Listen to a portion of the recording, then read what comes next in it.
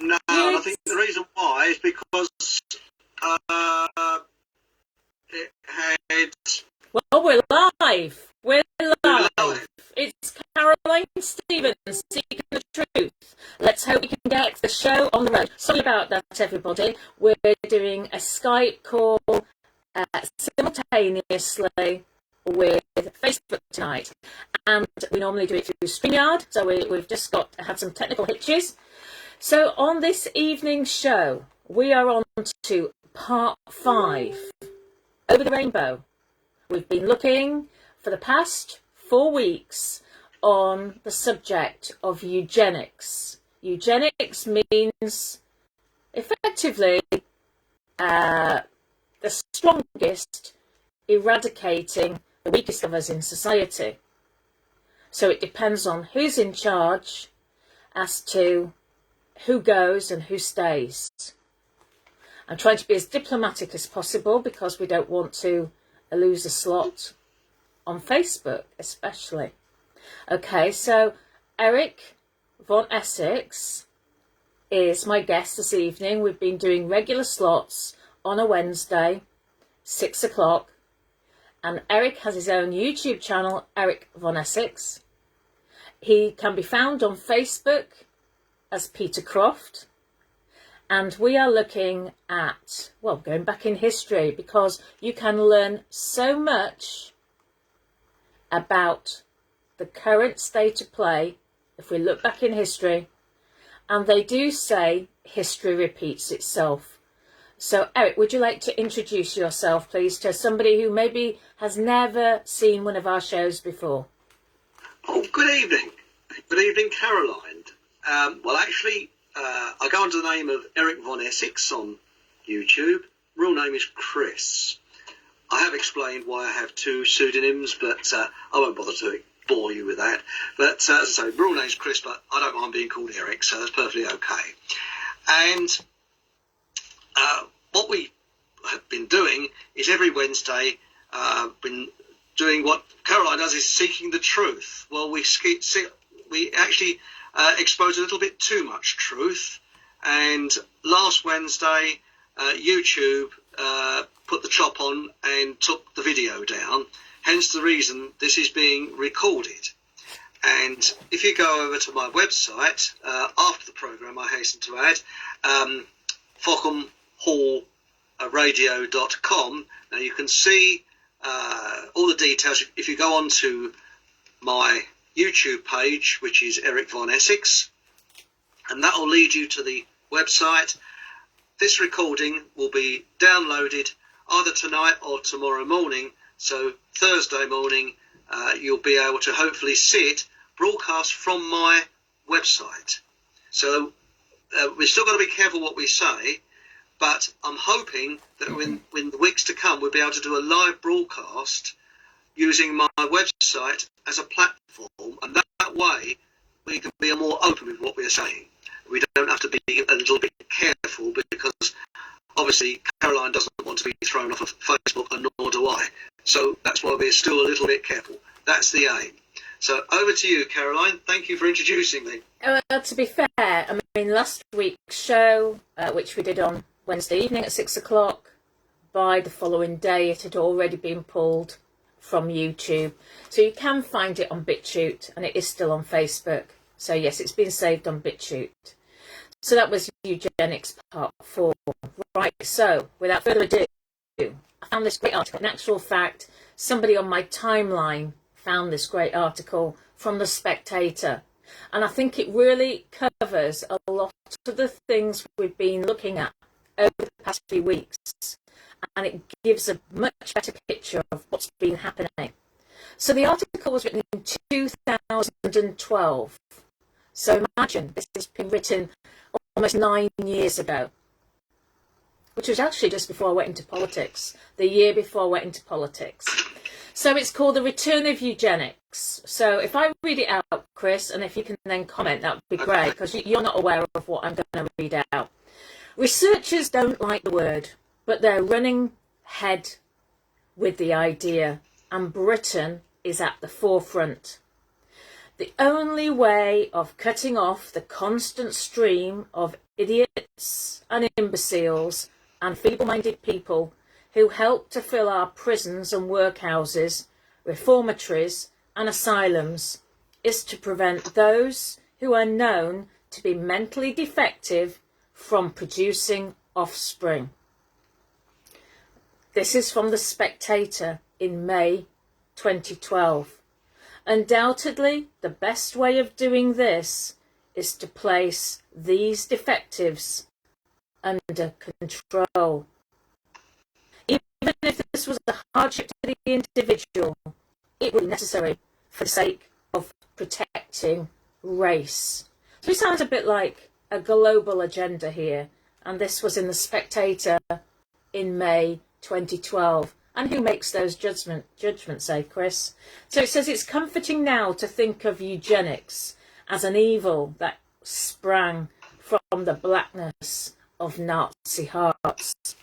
We're familiar with the argument, some men are born great, some are weaklings, and both pass the traits on to their children. So to improve society, the logic goes, we must encourage the best to breed and do what we can do to stop the stupid, sick and malign from passing on their defective genes. This was taken to a genocidal extreme by a certain person in Germany, but the intellectual foundations were actually laid in England. And the idea is now making a startling comeback. And of course, remember, this was in May 2012. So 100 years ago, the eugenic mission involved a handful of crude tools, bribing the right people to have larger families, sterilising the weakest. Now stunning advances in science are creating options early eugenicists could only dream about.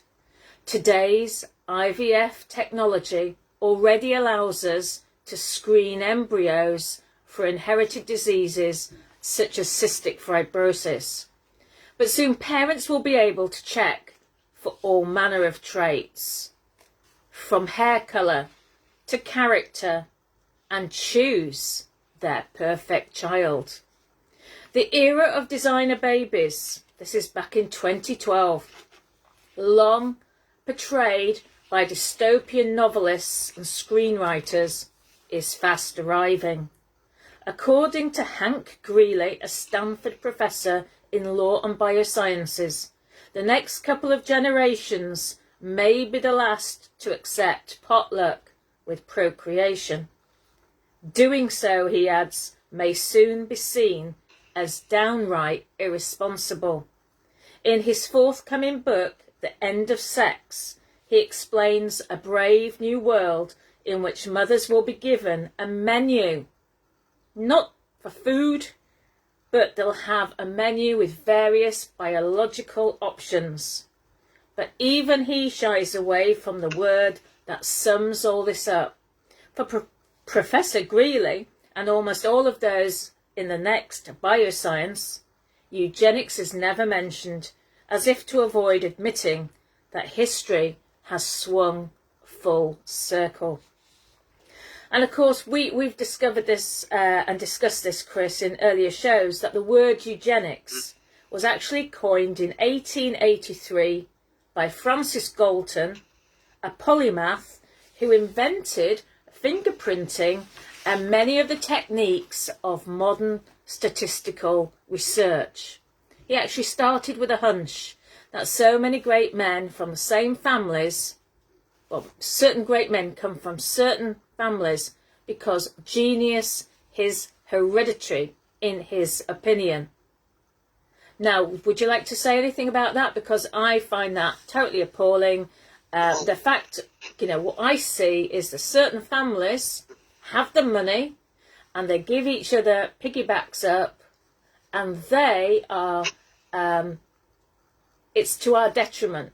So it's not just great men come from great families. We see not so great men coming from those families, but because they have had money passed down to them, it's a different ball game for them, isn't it? Any comments so far? Well, that's right. I mean, really, most of those great families had a history of psychopaths.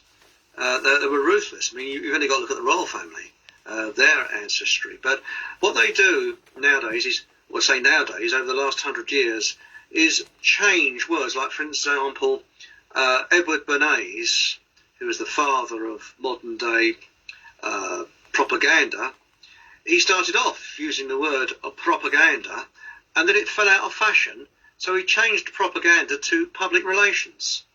So when you hear public relations, that is really propaganda.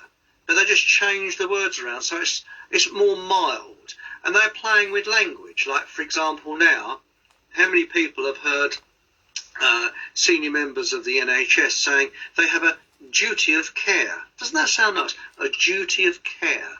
They're soft words to kind of pull you into a false sense of, I wouldn't say reality, but they're to conjure an image in your mind which is the complete opposite.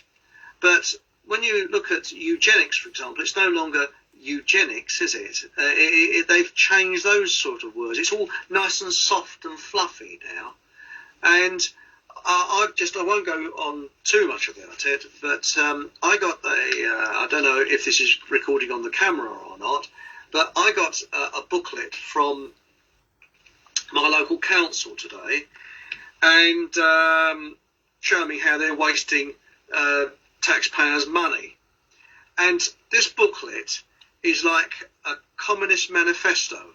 If you could go back in time and shown this booklet to, say, Americans in the 1950s when they were going through the beginnings of the Cold War, they'd have said, yes, it's a communist manifesto.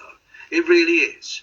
And now, don't get me wrong, I've got greatest sympathy for people that are, shall we say, suffering or face any form of prejudice or anything like that. Don't get me wrong here. But it says here, diversity and inclusion for all. Now, where have we heard inclusion? United Nations Agenda 2030, no one will be left behind. Well, of course, you know. That's right. Yeah. Are you still there? Well, sorry, I just want to finish this here. They said here that there are 14,000 people in the county, and this is the county of Hertfordshire, identify as lesbian, gay, bisexual, transgender or other. Now, I've looked up the population of Hertfordshire is 1.184 million people. That's the whole of Hertfordshire. Now, I'm left-handed, and left-handed people are around about 10% of the population. And I believe, let's say 1 million, I believe it's 100,000. So let's get that into perspective. There's 14,000 people that are lesbian, gay, bisexual, transgender, but there's more left-handed people. So why don't we have left, right-handed rights? All this is a political agenda. They're saying that these people are, you know, they're staying prejudiced and this, that, and the other. No, I don't think they ever did. Some may have done, but then, you know, but why is all this? There's a picture here of the county hall with a rainbow flag outside, which all had to be paid for 14,000 people. But where do they get those statistics from? Because I went along to the library several years back when I first got an old smartphone given to me. I didn't have any contracts or anything like that, but I wanted to make an internet call to find out whether my item had been delivered to Argos. It sounds a bit weird. And I couldn't get on the internet. So I went into the library and I said, oh, hello, can I use your Wi-Fi, please? And they said, oh, you have to be a member. So I said, yes, I am a member. So I showed them the card. And they said, that card's about 20 or 30 years old. You'll have to rejoin. So they gave me a piece of, you know, the application form. And being in rather a sort of amusing mood, it asked me, am I lesbian, gay, transsexual, so I ticked all the ones. And then put in brackets next to one of them, only on Fridays. I did it for a laugh. What did they say to you? Well, luckily the woman had a bit of a sense of humour, she just sort of grinned. But I'm wondering whether a faceless council worker might have put that in to make up the 14,000, because how many people tell the truth? And I did it for a laugh. I just ticked all the ones, so they probably think I'm a one-legged Chinese lesbian or something. Well, I know there was a problem with the census, wasn't there, about gender? Yeah. Right, we need to keep this subject grave and serious. So, are you okay for us to move on? A one-legged Chinaman? Yeah, but what I'm saying, I did something for a laugh, and a lot of other people will. So where are they getting their statistics from? Because I just ticked all the boxes. You know, I said, "Oh, you're lesbian, gay, and all this." I just ticked them all off. I just well, gave the it back. data input just like I joined the library. Why do they want to know that? Why do they not want to know whether I'm a lesbian, gay, or whatever it is to join the library? Why do they want us to complete a census? Apparently, they're going to do another census in 2026. Now, that's what I've read. Anyway, so fascinated by the evolutionary arguments of his cousin Charles Darwin, he wondered whether advances in healthcare and welfare had sullied the national gene pool because they allowed more of the sick and disabled not just to survive but to lead normal family lives. So there was a great concern amongst the upper class that we were the rest of us were living longer, and they didn't think really that a lot of us should be living longer. So he went off to collect data and came back with his theory of eugenics. The experiments being carried out in London were so worrying precisely because the researchers were so good. This was hailed not as a theory but as a discovery, a new science of human life with laws of... To stop you there, Caroline. Go Sorry, for it. are you talking about Charles Darwin or his son? He's talking about Francis Galton, actually. He says, fascinated by the evolutionary arguments of his cousin Charles Darwin, he wondered. He's obviously talking about Galton, isn't he, I think? Yes, Galton. Because I know that Joseph Darwin, who was Charles Darwin's son, he was a member of the Eugenics Society. Which Galton actually coined the term eugenics. So they're all in with each other, aren't they? I mean, the Darwins lived down in Kent, didn't they? Yeah. Didn't they live was it Down House in Kent, which was given over to one of the heritage property, either National Trust or English Heritage, I think it was.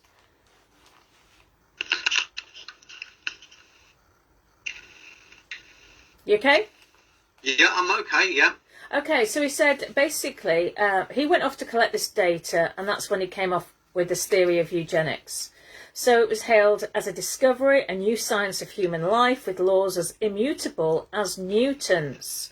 A race of gifted men could be created.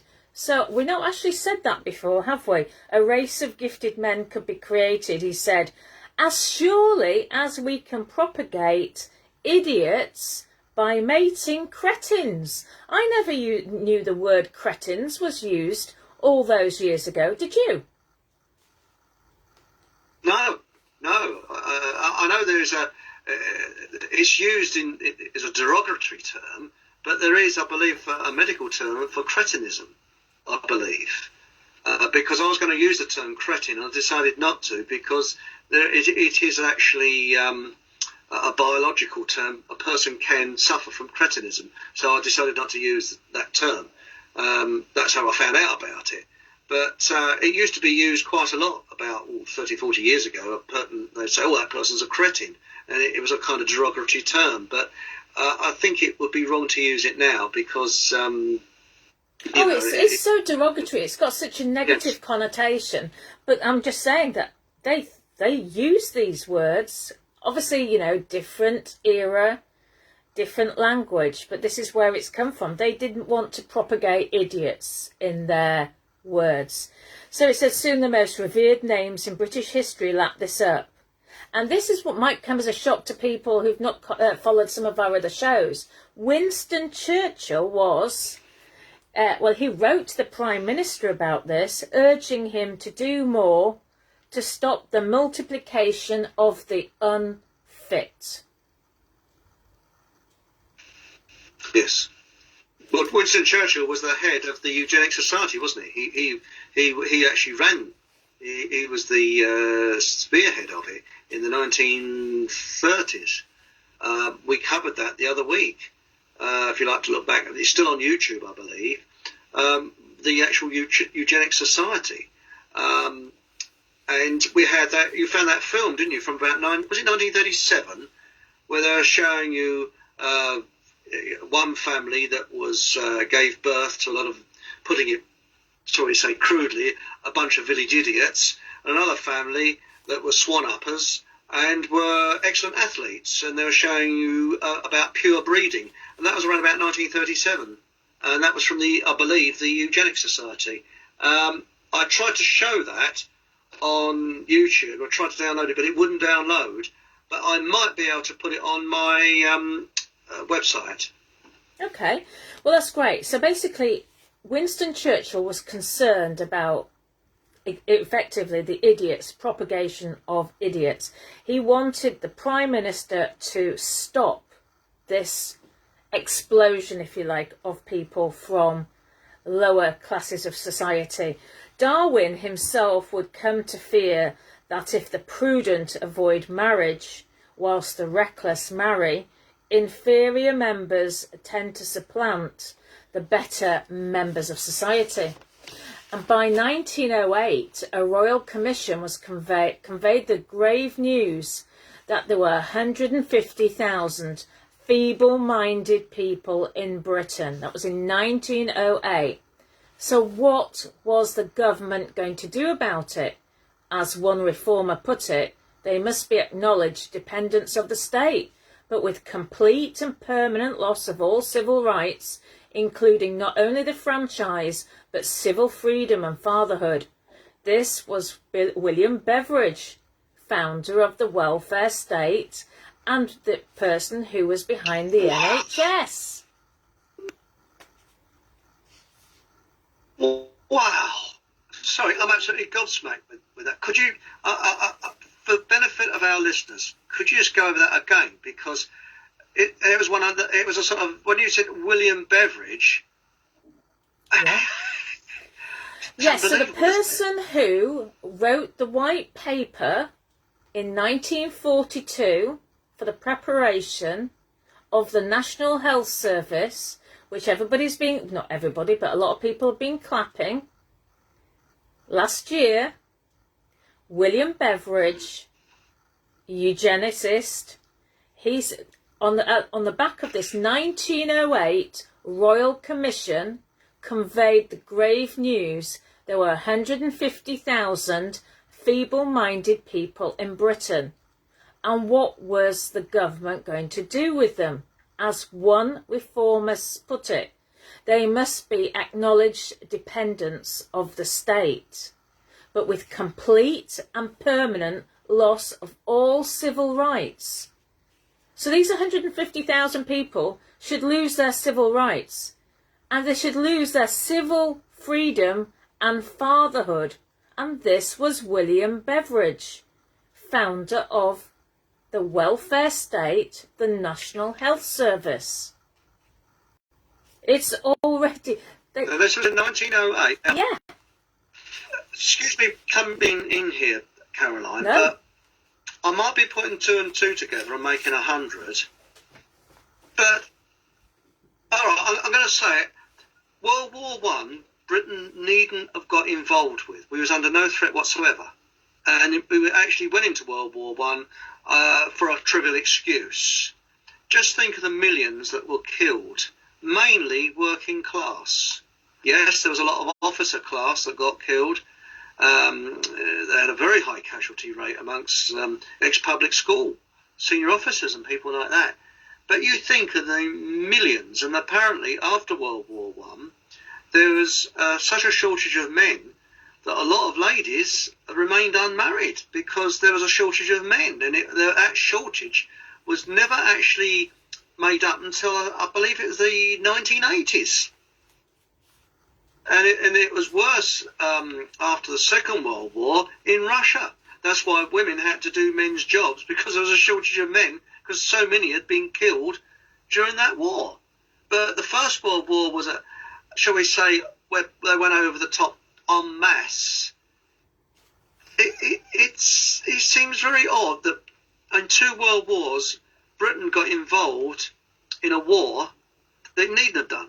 Because before the First World War, the British Navy was so huge, it could have actually blown the American Navy out of the water. We was under no threat whatsoever from Germany. And as many historians have said,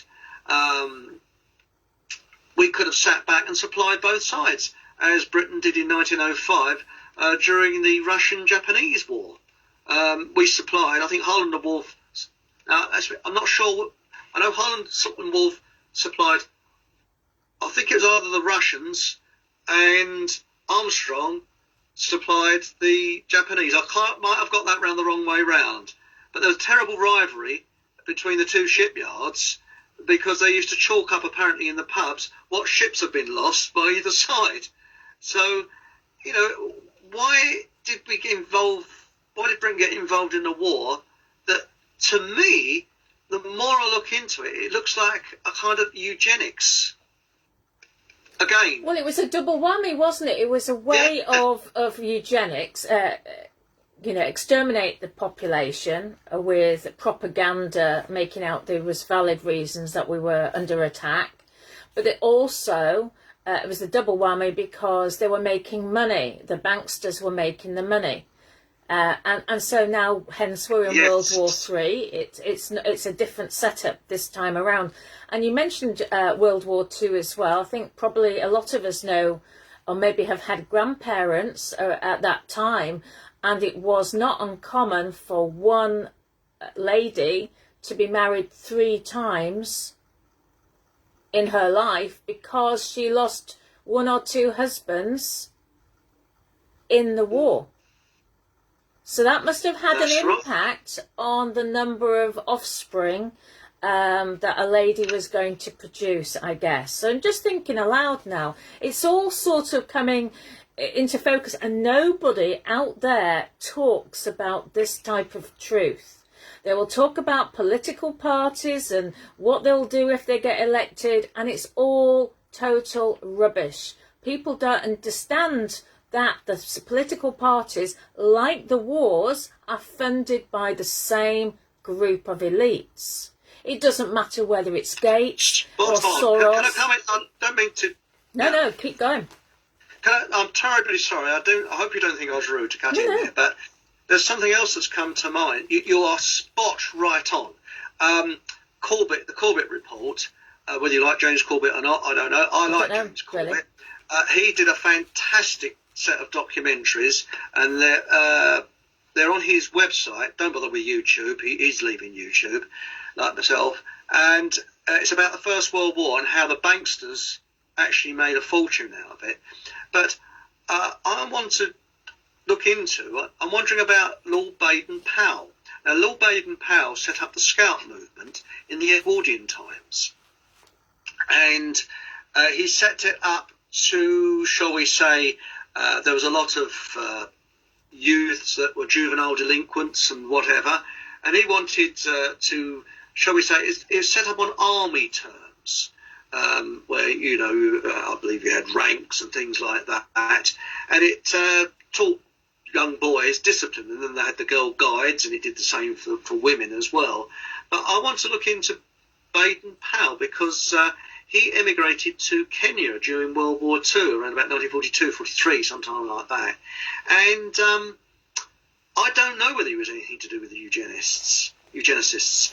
I'll be looking into that. I don't want to make an accusation that's wrong, even though he's obviously long dead now.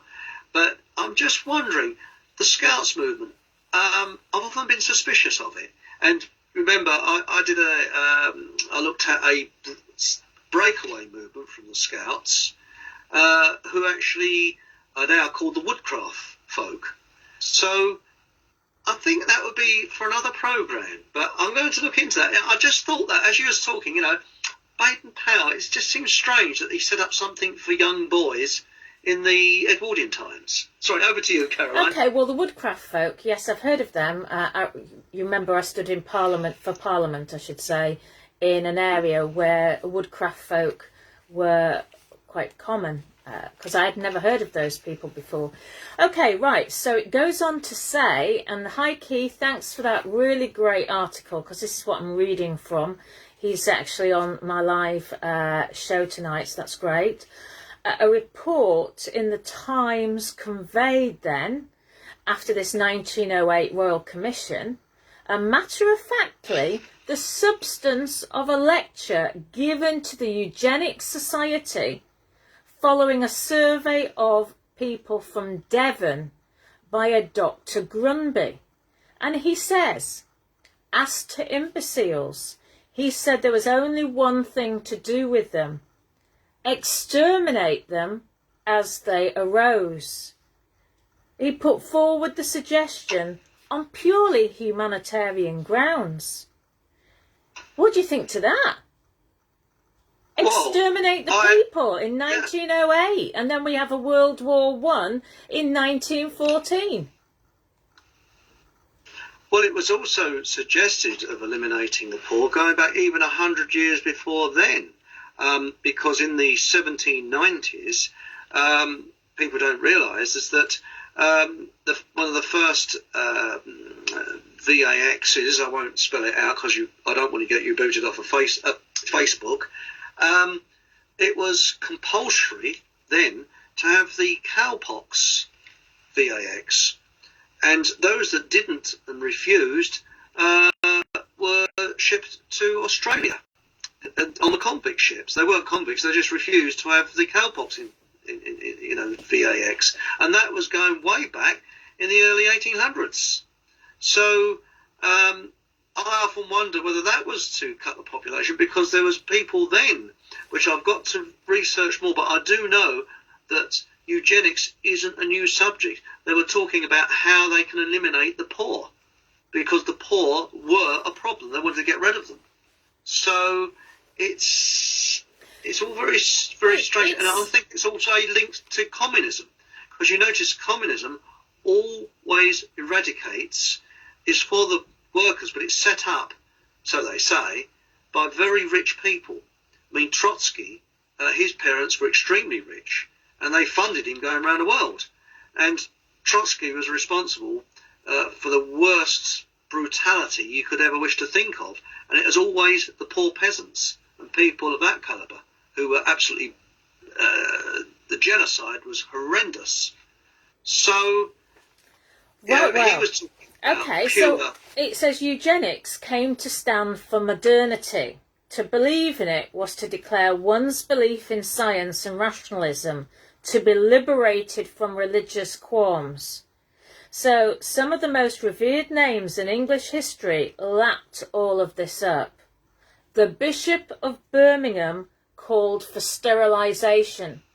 So much for the church, eh? Bertrand Russell, now he was a Welsh philosopher, aristocrat from one of the wealthiest families in Wales. He was an atheist, married 4 times. He looked forward to a eugenic era driven by science, not religion. We may perhaps assume that if people grow less superstitious, government will acquire the right to sterilise those who are not considered desirable as parents, he argued in 1924. So they'd already eradicated a lot of the people they had sought to eradicate, but it wasn't sufficient, obviously, because he was arguing this in 1924.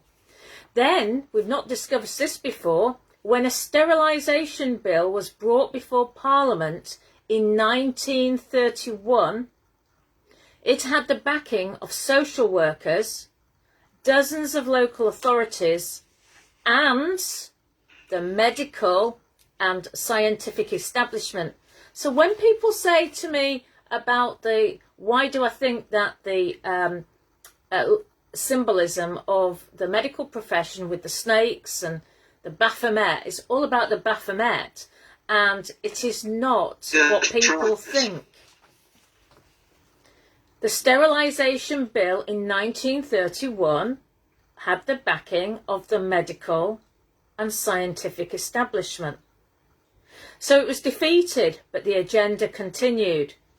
The Nuremberg trials established that the Nazi latecomers to all of this carried out some 400,000 compulsory sterilizations. So this isn't people who volunteered to be sterilised, but compulsory. A figure so horrific.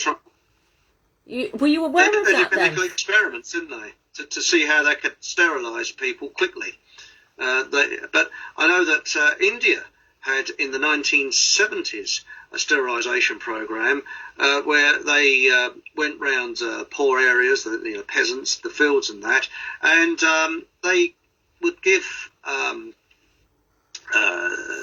people a transistor radio if they had a vasectomy, or if a woman was sterilised, they get something ridiculous. I think it was a transistor radio they got, which in the 70s was something to have, in India, which was a very poor country.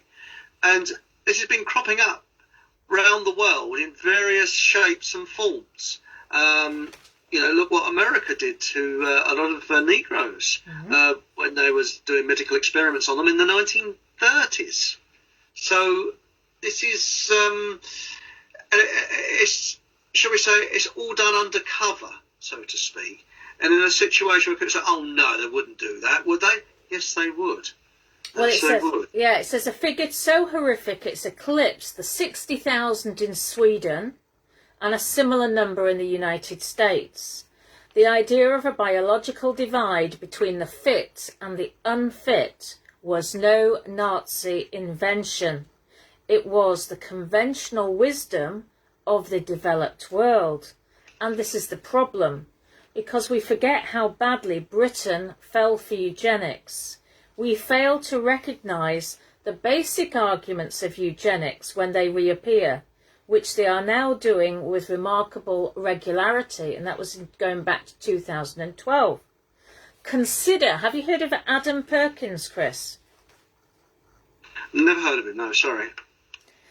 He was a lecturer at King's College University, and incidentally, King's College University is one of 24 universities that are called part of the Russell Group of universities. More we can discuss about that later. This Adam Perkins published a study echoing the Royal Commission's attempt to quantify the feeble-minded. The group he aims to study are employment resistant, in his words, those disposed to a life on welfare as a result of genetic predispositions and having grown up in workless homes. With Galton-esque precision, he estimates some 98,040 extra people were created by the welfare state over 15 years due to a rise in welfare spending. So I guess he's talking about from the end of World War I to date, there was almost 100,000 extra people created. Well, he said they represent an even greater burden on the more functional citizens. And then it goes on to 1938, Germans were shown a poster of a cripple and invited to be angry about the costs of caring for him, which at the time was 60,000 Reichmarks. So Dr. Perkins tried a softer version of this general idea, calculating it to be £12,000. What do you think to this? Well, it seems to me that eugenics has been carried on, and it's had a kind of makeover through the years, a bit like going back to Edward Bernays, moving from propaganda to public relations.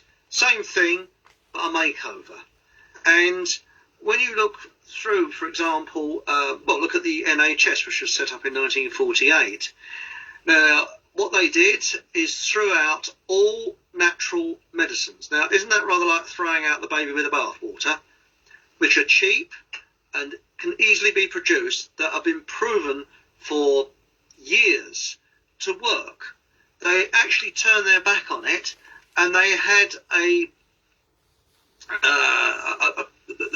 kind of propaganda to make any natural medicine look as if it's sort of witchcraft or voodoo medicine. And they have been very successful at brainwashing people into believing that. And it's very strange that when you look at they gave statistics which they worked out that the population will get healthier and healthier and healthier as time went on. Well, what happened? People initially did start to get healthier because people were going to hospitals and doctors and that and getting operations that they wouldn't normally have had, and they would have probably died younger. But then come about 1955, 1956, people started to get more sick. That has carried on since the mid-50s. And in my view, and I'm a doctor, I think 1948, mid-50s, you're talking about 7 to 8 years, that would be the time when the artificial medicines would begin to kick in and do, again, in my view, I'm not a doctor, more harm than good. And when you look at the German idea, now, again, I am not praising or anything. Well, I believe you should pick and mix in history. You know, there's some good things in history and there's some bad things in history. The German health system that was set up in the 1930s used natural medicine, and people did begin to get a lot healthier because it's using very cheap natural medicine. Why do you think the NHS is costing more and more and more money? It's because it's a pharmaceutical cash cow, because what they're doing, they're making money whilst, I believe, they're euthanizing people at the same time. Because I know my granddad, who died in 1971, I strongly believe he was euthanized. He was super fit, and then suddenly he's dead. And I think my parents were subjected to that as well. So I think there's a lot going on behind the scenes, and it's just riding on this nice bed of soft words like a duty of care and all clapping the NHS, how lovely it is. What a marvellous con. Well, basically, this Dr. Perkins, he was actually a former welfare claimant himself. He was basically joining the dots where nobody else wanted to speak out about it. And he said that he was able to, there was a new academic pedigree relating to eugenics. There'd been work done to identify genes relating to criminality, sporting success, even premature ejaculation. So basically they were wanting to see how far they could go to improve the quality of human stock worldwide. So it says that in academia the word eugenics may be controversial, but the idea is not. To Professor Julian Savulescu, editor-in-chief of the Journal of Medical Ethics, the ability to apply rational design to humanity through gene editing, which we know a lot of these people we see winning Nobel Prizes these days, and these doctors we see on social media, some of them are, and I won't mention anybody's names, a lot of them are very familiar with gene editing. And, you know, I know the media bigs this up, but it actually, it's going to be, it's as above as below. You know, if it's coming from the media and the fact that so many people now are dying from misdiagnosis of cancer, for example, you know that this editing is basically just to produce the designer babies in the future. So it basically, they're saying, they're admitting, gene editing offers a chance to improve the human stock one baby at a time. And we know that Klaus Schwab, head poncho of the World Economic Forum, has specifically made a comment about wanting designer babies. When it comes to screening out personality flaws, such as psychopathy and disposition to violence. He said a while ago, this Julian Savulescu, it said a while ago, you could argue that people have a moral obligation to select ethically better children. Chris, I don't know. We've discussed about psychopathy and so on with these people who seem to be in charge of planet Earth. So if they're saying they want to eradicate psychopathy, that would mean surely that their children aren't going to be around, because that's what the traits that they suffer from. Or these are the things that they're going to eradicate and their children will be fine. Well, that's what they believe. But I think there's one other little piece of the jigsaw puzzle that we're missing out on here, and that is the Frankfurt School. Because the Frankfurt School they actually did experiments with dogs where they tortured them to see how far the dog would go before it would crack, and they did some horrendous experiments, and this was in the late 1920s, early 1930s. Now, people think, well, where did the Frankfurt School go? And I know we did a program about the Tavistock Centre and the Frankfurt School, but what happened is Mr. H came to power and he booted them out of Germany, and they were welcomed into America. And there, I believe, they spread like a virus, because the Frankfurt School, what I'm noticing now with a lot of techniques that are being used to persuade people to, about what's going on, which I believe is FLU, which mutates every year and has done since the year dot. They use a lot of Frankfurt School techniques, and I think that people think that, well, we've been ideologically subverted from the Soviet Union. I used to think that. No, we've been ideologically subverted from the Frankfurt School that relocated to America in the 1930s. And that's how they've infiltrated the White House, they've infiltrated everywhere. And they are the virus.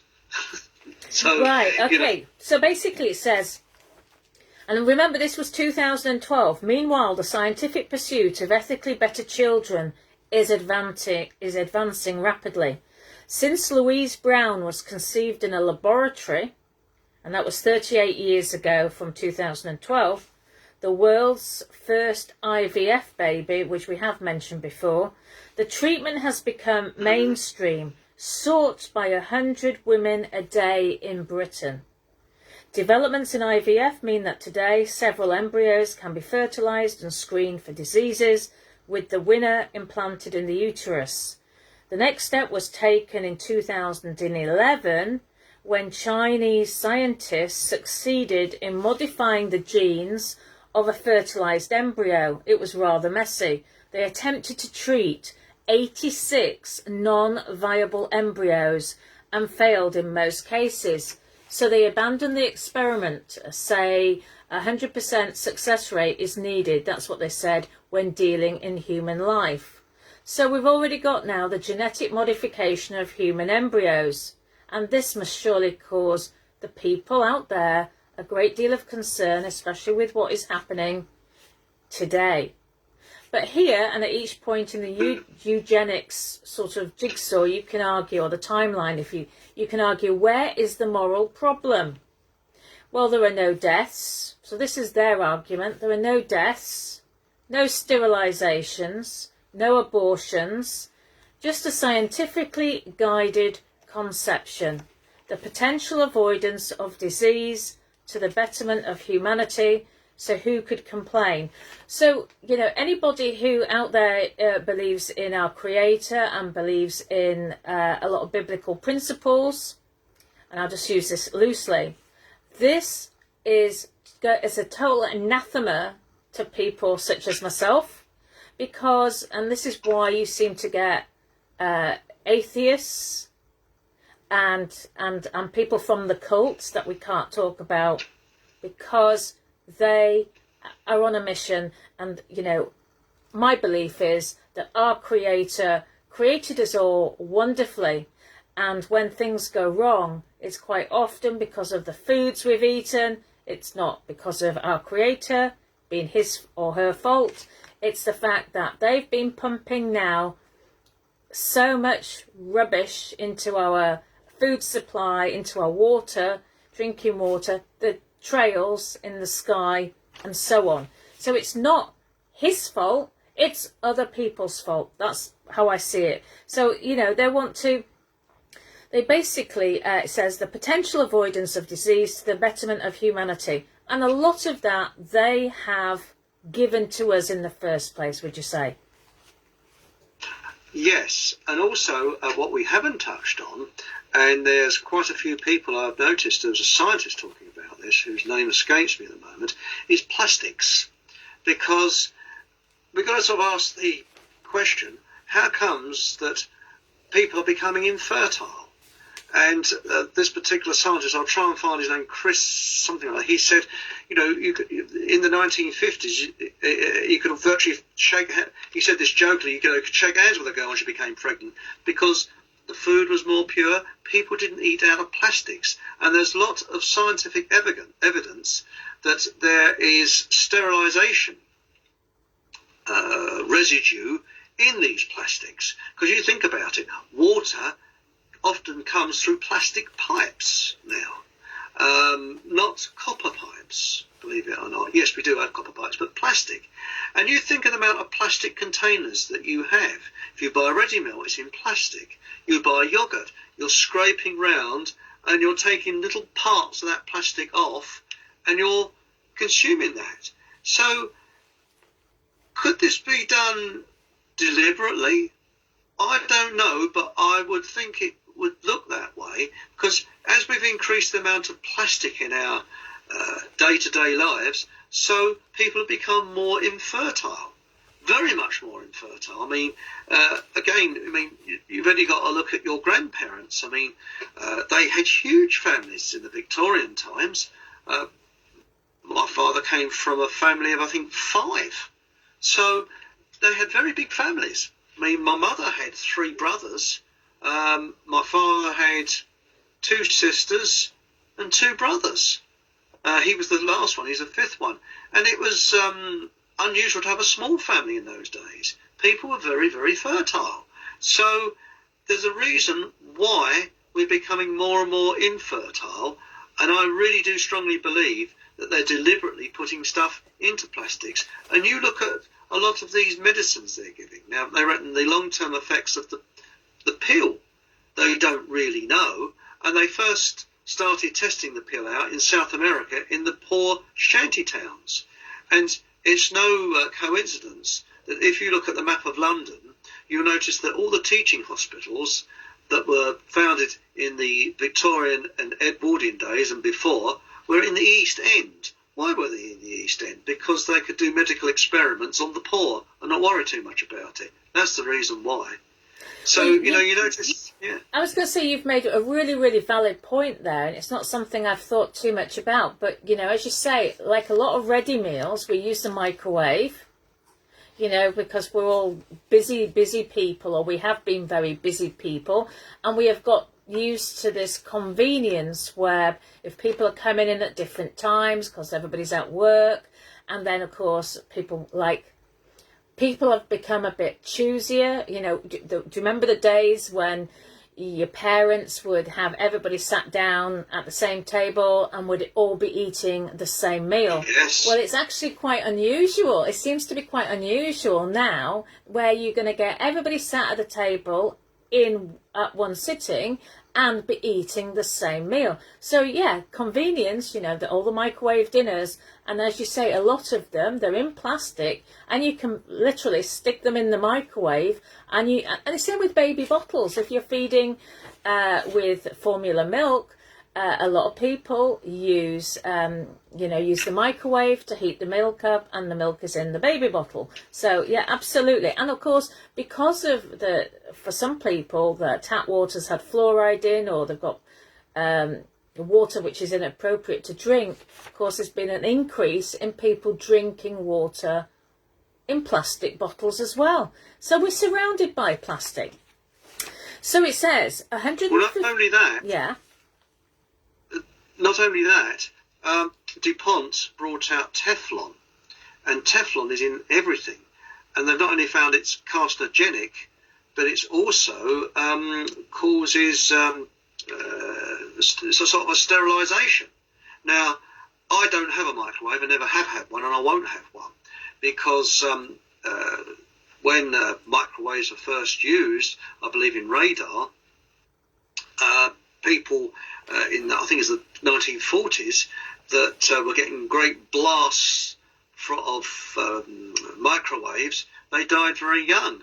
And they've actually found that most, although they say they're safe now, a lot of older microwaves leak and aren't actually food that has been cooked in a microwave oven, because that is supposed to be carcinogenic as well. And as for Teflon, now they've strengthened the laws, but for example, I won't say the name of it, but I bought a very well-known grill, and what happened just after the guarantee had run out, the non-stick, now I don't know whether it's Teflon, but it looked like it, started coming off. I was thinking, hang on a minute, that's going into my food. So now, and I'll give it a free advert now, I've actually bought a cooker or a special grill which is non-stick, but it's copper and ceramic, which I believe is not carcinogenic. And Tower make this little grill, and it's for, you can make a meal in it. And if you look on eBay, you'll see it there. So I'm giving them, it's called, red copper or something. So that, I believe, is safe. So there's a free advert there. But you look at the amount of frying pans now that have still got Teflon on them. And if you've got an old Teflon frying pan, boot it out. It's doing you no good.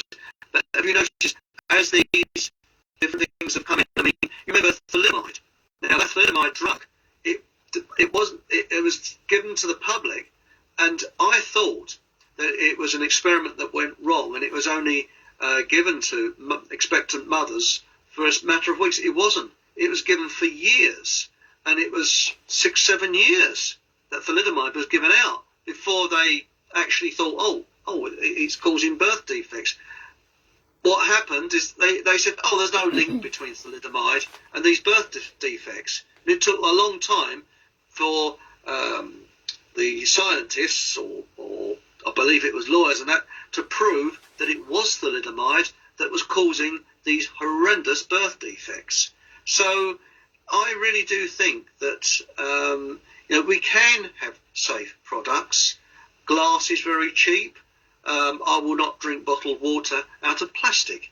You can get it glass and that type of thing. And I'm trying to cut down, although you just literally can't cut it out. Our food is wrapped in everything that's plastic. I don't use cling film. But, when you look at the amount of plastics that are around, and little bits of residue come off as you're eating, you're breathing it in, and they reckon that everybody has a toxic amount of plastic in them nowadays. So over to you. Absolutely. Well, we've come up to the hour, and I was going to talk about... We certainly have. I was going to talk about the Francis Crick Institute, so we can start talking about that next week. It's quite shocking what our government has been doing behind closed doors, I think it's fair to say, and with using Bill Gates' money as well. And I was going to talk about the role of universities. So I've got lots of material for next week for us, Chris. I'd like to say thank you so much for coming together today at 6 o'clock, and this is part 5. You should be able to find... Can I say a little bit before? Should be able to find all the videos on Broadcasting the Truth, the YouTube channel. Apart from last week, as I say, because it was removed immediately, so that is now on a BitChute. So to say that we have nobody watching us, Chris, it's amazing how many videos are removed, and why is this happening when we're only little fish in the sea? With all that plastic. I'm sorry I tried to blur. Yeah, that was my fault. I do apologise. But what I'd like to say is this week has been an experiment with videos. It's not perfect. I miss the chat room. I miss being able to show illustrations on the screen. So I always believe you learn by errors. You learn, and I don't think it has the same oomph as we normally, because I can't see Caroline easily, and it's so. You like doing your pictures, I know, and you're probably feeling like you've had your hands. You probably feel like your arms are being chopped off a bit. Do you know what I mean? Well, that's right. But we're going to. I am determined that we're going to find a platform where, similar to what we had on YouTube, and do live broadcasts again. So this has been an experiment. Sorry it went wrong at the beginning. I'm sorry I've chimed in over Caroline. I do apologise, Caroline. I don't normally chime over the top. I'm terribly sorry. And over to you. Thank you very much for joining us. And over to you, Caroline.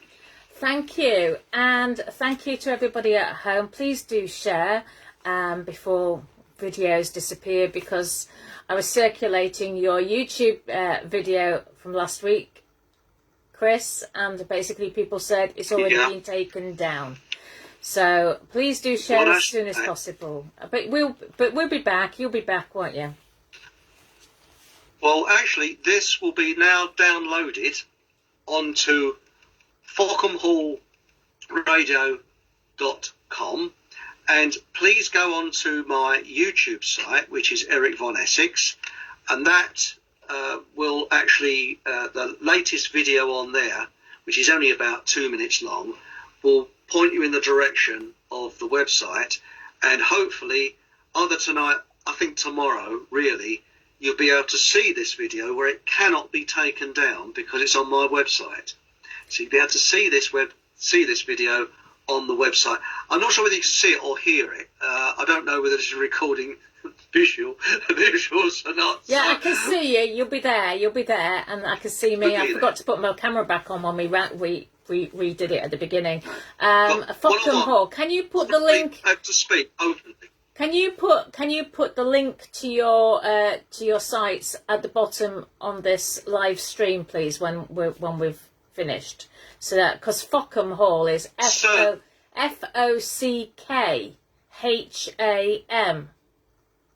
isn't it right? HAAS radio.com. Okay. FockhamRadio.com.